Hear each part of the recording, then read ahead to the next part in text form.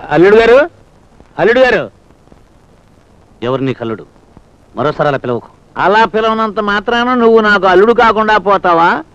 నేను నీకు మామగారిని కాకుండా పోతానా అల్లుడు? ఆఖరిసారిగా చెప్తున్నాను, మరోసారి నన్ను అలా పిలవద్దు. భార్యాభర్తలు అన్న తర్వాత ఏవో గొడవలు వస్తూనే ఉంటాయి. ఆ మాత్రం దాన్ని పుట్టింటికి పంపించేసేయడమేనా? పుట్టింట్లో ఉండాల్సి వచ్చిన ఆడపిల్లకి పుట్టెడు దుఃఖం తప్ప అంతకంటే మిగిలేది ఏముండదు నాయన. ఏదో తప్పు చేసిందే అనుకో, నువ్వు క్షమించాలి. నీ కూతురు చేసిన తప్పేమిటో నీకు తెలుసా? తెలియడానికి పెద్ద విశేషం ఏముంది నాయన. ఏ కూరలోనో కాస్త ఉప్పు ఎక్కువ వేసి ఉంటుంది. నువ్వు వద్దన్నా కొత్త చీర కొని ఉంటుంది. నీకు చెప్పకుండా ఇరుగు పొరుగు ఆవిడతో సినిమాకి వెళ్ళి ఉంటుంది. నీకు ఇష్టం లేకపోయినా ఎదురింటి ఆవిడకి ఒక 100 రూపాయలు అప్పిచ్చి ఉంటుంది. ఇంతకంటే కారణాలు ఏముంటాయో చెప్పు బాబు. ఒకవేళ ఉన్నా నువ్వు చేసిన పని న్యాయం కాదయ్యా. ఎందుకంటే శ్రీరామచంద్రుడు జానకిని అడుగు పంపించేసినట్టు నువ్వు కడుపుతో ఉన్న పిల్లని ఇలా పంపించేసేయడం భావ్యంగా లేదయ్యా.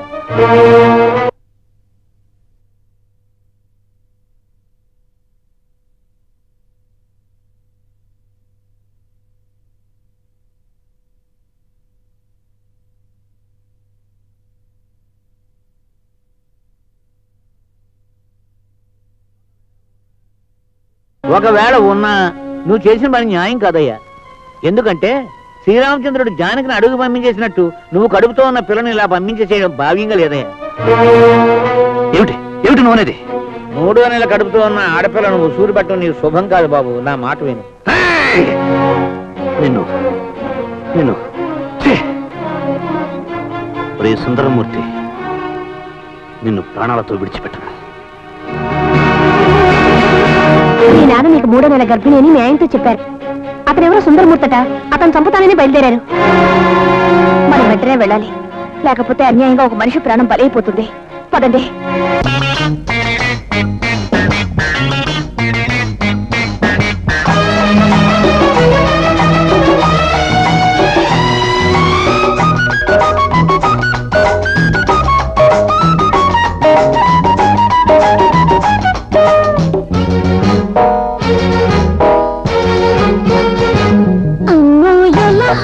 ఇప్పుడెలా ఇది నలుగురు చూస్తే ఎలా?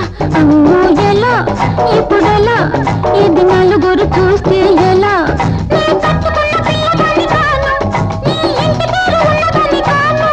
నీ కట్టుకున్న పిల్లగాని కాను, నీ ఇంటి పేరు ఉన్నదని కాను. ఎంత గుబులైనా పట్ట పగలైనా ఇప్పుడెళ్ళ సంతకాడరా. అమ్మో ఎలా ఇప్పుడెలా ఇది నలుగురు చూస్తే ఎలా? అమ్మో ఎలా ఇప్పుడెలా ఇది నలుగురు చూస్తే ఎలా? ఎలా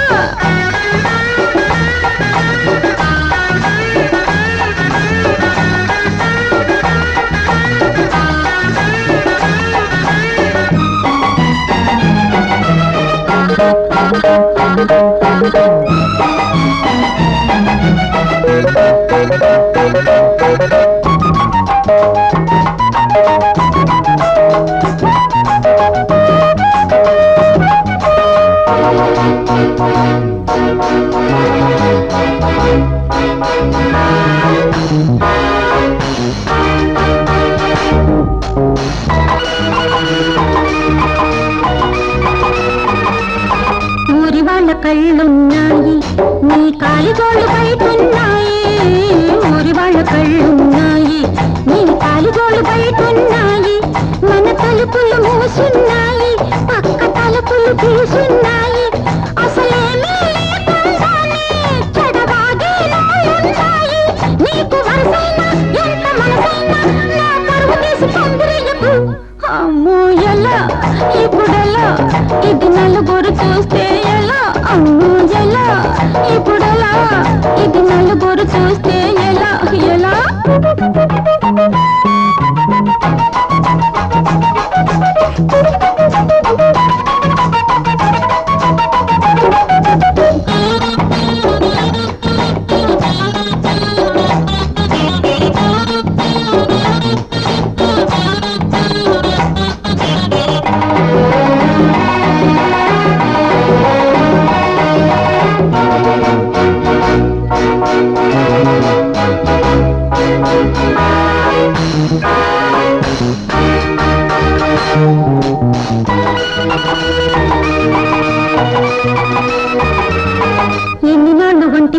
నాది నీ ఇంటి దాని జంట పడక నీది ఇన్ని నాళ్ళు ఒంటి పడక నాది నీ ఇంటి దాని జంట పడక నీది అచ్చమైన కన్నె ముద్దు నాది రేపు దొరకదన్న కచ్చి ముద్దు నీది మన ఇద్దరి ఆకలి తీరి ఆ రాత్రి ఒకటున్నది నాకు నీ కన్నాలోన మోజున్న ఇప్పుడు ఇంతకన్నా విప్పి చెప్పను అమ్మో ఎలా ఇప్పుడెలా ఇది నలుగురు చూస్తే ఎలా అమ్మో ఎలా ఇప్పుడెలా ఇది నలుగురు చూస్తే ఎలా నీ కట్టుకున్న పిల్లదాన్ని కాను నీ ఇంటి పేరు ఉన్నదాన్ని కాను నీ కట్టుకున్న పిల్లదాన్ని కాను నీ ఇంటి పేరు ఉన్నదాన్ని కాను ఎంత గుబులైనా పట్ట పగులైనా ఇప్పుడెళ్ళి మళ్ళీ సంతకాడరా అమ్మో ఎలా ఇప్పుడెలా ఇది నలుగురు చూస్తే ఎలా అమ్మో ఎలా ఇప్పుడెలా ఇది నలుగురు చూస్తే ఎలా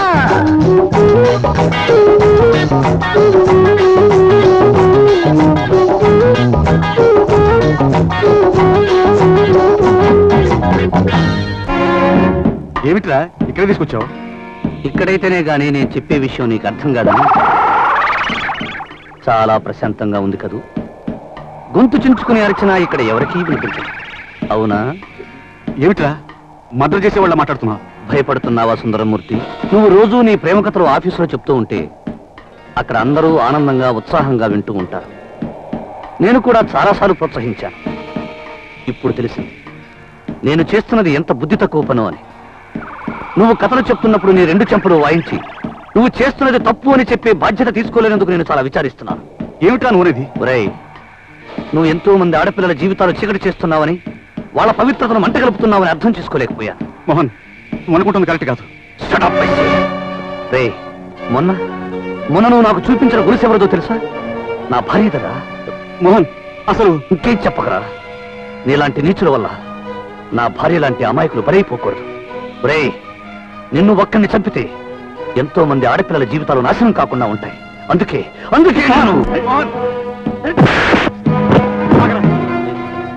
చావాలి.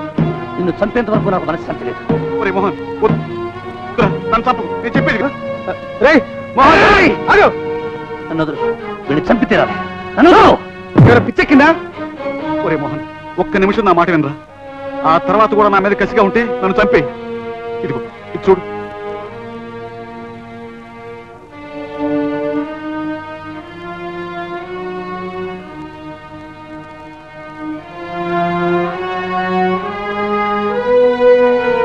ఐదు సంవత్సరాల క్రితం నాకు యాక్సిడెంట్ జరిగింది. అప్పుడు చాలా మంది డాక్టర్లు పరీక్షించి నేను జీవితాంతం సంసార సుఖానికి పరిజ్ఞానాన్ని ఇచ్చిన సర్టిఫికేట్ అది. మరి నువ్వు రోజు చెప్పే కథలు? ఆ కథలు కథలేరా, నేను కల్పించి చెప్పే కథలు. నన్ను ప్రేమించే అమ్మాయికి చేదురసం చెప్పలేక, నా పెళ్లి కోసం తొందరపడే నా తల్లిదండ్రులు ఆపలేక, అందరికీ నా మీద అసహ్యం కలిగేలా ఈ రకం కథలు చెప్పడం మొదలెట్టాను. దాంతో అందరూ నేను చెడిపోయానని, నేను అమ్మాయిలు పిచ్చివాణని నమ్మారు.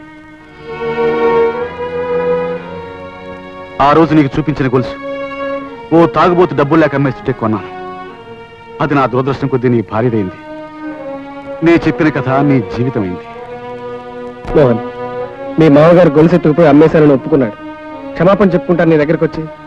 జయ నెల తప్పిందని నీతో అబద్ధం చెప్పాడు. అది నువ్వు నమ్మేసి నిజానిజాలు ఆలోచించకుండా ఇతను చంపడానికి వచ్చావు. మేము రావడం ఒక్క నిమిషం ఆలస్యం అయింటే 10 మంది ముందు నువ్వు హంతకుడిగా నిలబడాల్సి వచ్చేది. మోహన్, నా వల్ల నువ్వు నీ భార్యను అనుమానించుంటావు. నా కారణంగా మీ జీవితంలో అశాంతి రేగింది. నన్ను క్షమించరా, క్షమించు. సుందరమూర్తి, నేనెంత పాపిష్టివాడరా. అన్యాయంగా ఓ మంచి మిత్రుడిని అనుమానించి చేసుకున్నాను అని క్షమించరా. కాదురా, మన ఇద్దరిని క్షమించాల్సింది నీ భార్య. అమ్మా చెల్లెమ్మ, నువ్వెవరివో నాకు తెలియదు, కానీ నాకు తెలియకుండా నా వల్ల నీకు అపకారం జరిగింది. నన్ను క్షమించమ్మా, క్షమించు.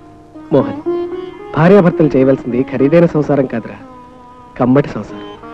ఒకరినొకరు అర్థం చేసుకోగలిగితే కష్టాలు కన్నీళ్లు వాళ్ళ వాకిలి ముందు నౌకర్లా చేతులు కట్టుకుని నిలబడతాయి.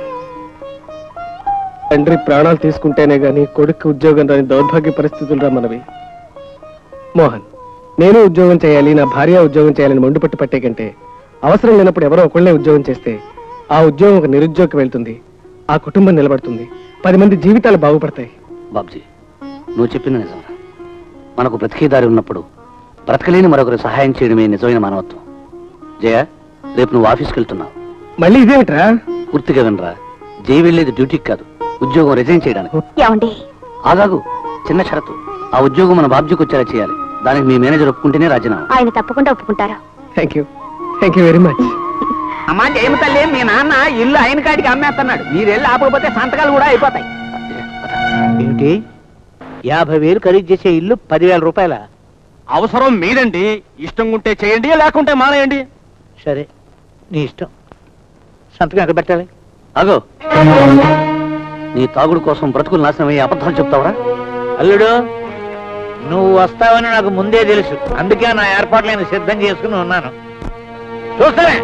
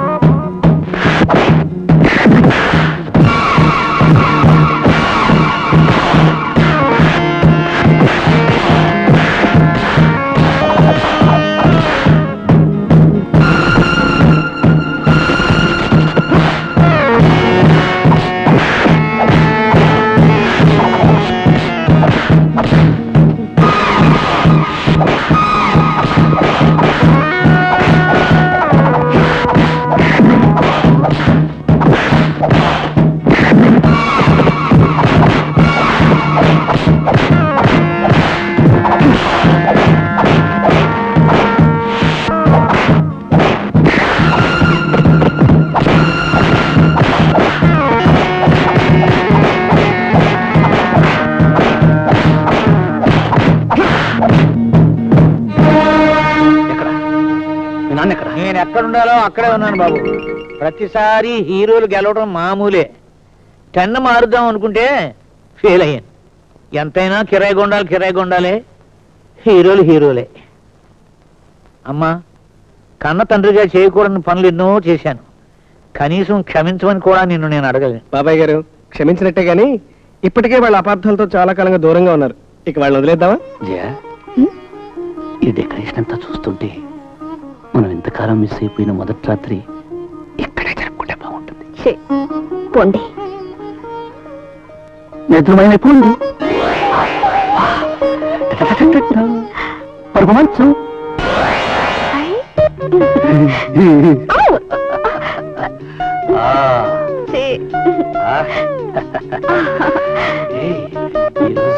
ఈరోజు నిన్ను తల్లు పొల్లు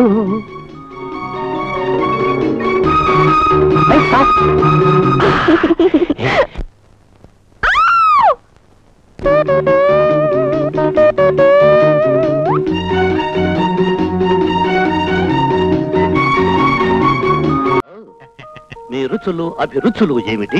రుచులైతే దిబ్బ రొట్టె, కొబ్బరి పచ్చడి. అభిరుచులైతే పేడ పేసుకటం, దెబ్బేలు దెబ్బేలమని పిడకలు కొట్టడం.